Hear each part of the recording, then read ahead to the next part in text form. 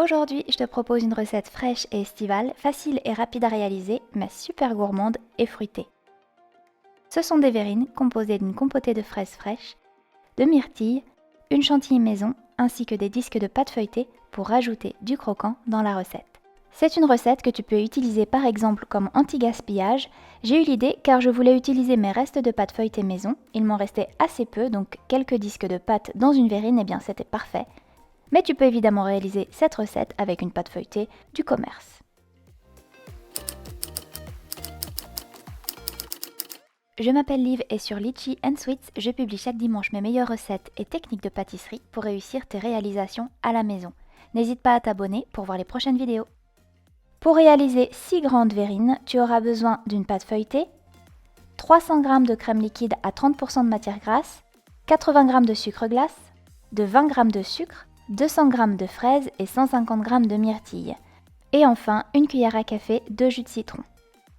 On va commencer par découper 6 cercles dans la pâte feuilletée.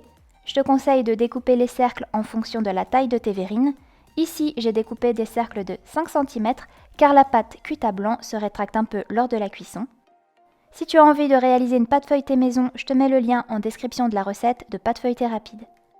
J'ajoute du sucre en poudre sur le dessus des disques de pâte feuilletée et je pique la pâte. Je cuis la pâte à 180 degrés pendant 10 à 15 minutes, jusqu'à ce qu'elle soit bien dorée. Après cuisson, on laisse les cercles refroidir complètement. Nous allons maintenant réaliser la compotée de fraises. Il suffit de les couper en petits morceaux et dans un bol, ajouter une cuillère à café de sucre et une cuillère à café de jus de citron.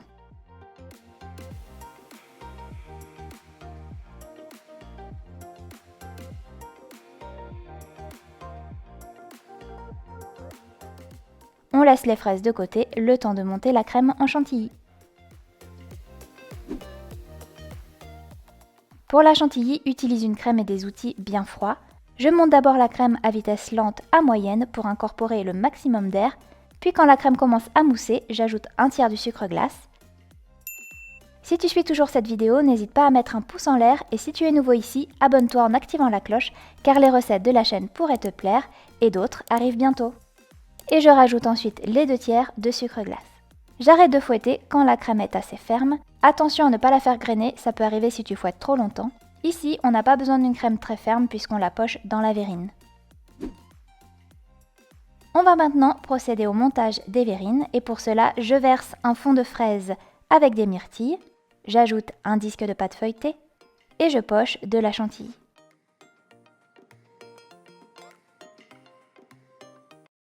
Je rajoute des fruits généreusement. Encore un disque de pâte et enfin une deuxième couche de chantilly. Et je termine par une demi-fraise pour la décoration.